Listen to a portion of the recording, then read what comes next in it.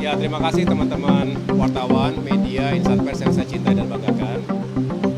Saya baru saja Presiden Prabowo Subianto menggelar rapat terbatas bersama sejumlah Menteri Kabinet Merah Putih di Istana Merdeka, Jakarta, Rabu 12 Maret 2025, guna membahas solusi komprehensif dalam penanganan dan pengelolaan sampah nasional. Dalam keterangannya, Menteri Koordinator Bidang Infrastruktur dan Pembangunan Wilayah, Agus Harimurti Yudhoyono (AHY) mengatakan bahwa permasalahan sampah yang masih dihadapi di berbagai wilayah ini menjadi perhatian dan prioritas dari Presiden. Menurut AHY, rapat ini merupakan langkah strategis pemerintah dalam menangani permasalahan sampah yang makin kompleks.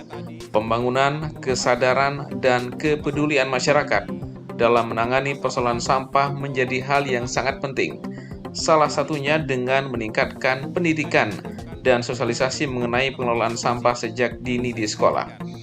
Sebagai langkah konkret, AHY mengatakan bahwa Presiden Prabowo telah memerintahkan pembentukan satuan tugas atau Satgas percepatan pengelolaan sampah nasional yang akan berfokus pada infrastruktur serta penerapan kebijakan berbasis teknologi. Dalam hal ini, pemerintah pusat akan bersinergi dengan pemerintah daerah dalam menjalankan kebijakan ini secara terintegrasi. Nah, yang kedua tentu kita harus mencari solusi dari kondisi hari ini yang kita tahu di sana-sini sudah terjadi penumpukan sampah. Contohnya Bantar Gebang yang sudah menggunung. Belum lagi tempat-tempat lain yang seringkali bukan hanya menimbulkan polusi tanah maupun udara dan juga mengganggu kesehatan, mencemarkan lingkungan, tapi juga menyebabkan bencana. Nah, ini semua harus kita cegah dan kita hentikan. Disinilah harus hadir beberapa terobosan, termasuk penggunaan teknologi dan infrastruktur yang fokus pada penanganan sampah dari hulu hingga hilir.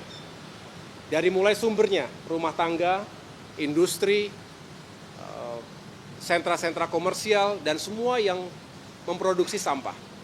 Contoh di berbagai kota metropolitan, Jakarta misalnya yang setiap harinya memproduksi 7.000 hingga 8.000 ton sampah. Ini harus bisa ditangani dengan baik. Di kota-kota besar lainnya juga demikian. Memang skalanya berbeda-beda. Ada yang sudah di atas 1.000 ton per hari, ada yang mungkin di bawahnya, sehingga pendekatan teknologinya pun, termasuk infrastrukturnya pun berbeda-beda. Tetapi kita ingin pastikan di TPST, tempat pembuangan sampah terpadu, sampai dengan nanti di TPA, tempat pemrosesan akhir, di mana sampah diharapkan bisa dihancurkan, kemudian juga sebagian bisa ditimbun, tetapi selebihnya benar-benar kita fokus pada recycle, dikembalikan kepada produser untuk bisa diproduksi komoditas tertentu, tapi juga pembakaran tadi bisa kemudian diubah menjadi listrik. Ini adalah kebutuhan energi yang terbarukan yang juga harus kita kawal bersama-sama. Jadi kesimpulannya adalah kita ingin menghadirkan kebijakan yang komprehensif terintegrasi. Yang menjadi ujung tombak sebetulnya para pemerintah daerah, tetapi pemerintah pusat akan hadir dengan kebijakan dan bersama-sama. Inilah mengapa Bapak Presiden tadi memerintahkan saya untuk menyusun satuan tugas percepatan terkait dengan infrastruktur dan segala elemen pengelolaan dan penanganan sampah secara nasional. Kita hadirkan gerakan nasional Indonesia bersih dari sampah. Dan segala hal yang saya anggap penting, tadi juga menjadi perhatian Bapak Presiden, sekali lagi bukan hanya infrastrukturnya, bukan hanya teknologinya, tetapi bagaimana kesadaran masyarakat ini bisa terus kita bangun bersama-sama.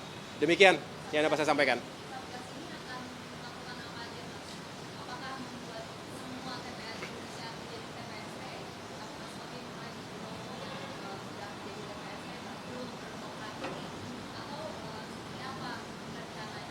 Ya, tentu Satgas ini akan melakukan evaluasi terhadap apa yang telah berjalan selama ini.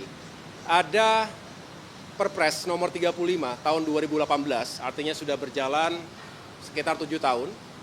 Ditetapkan ada 12 kota di Indonesia yang harus fokus pada pengolahan sampah, bahkan diharapkan bisa mengkonversi sampah menjadi energi. Nah, kita tahu belum semuanya berjalan, bahkan bisa dikatakan baru 2 kota, Surabaya, di Benowo itu, dan di Solo, Surakarta.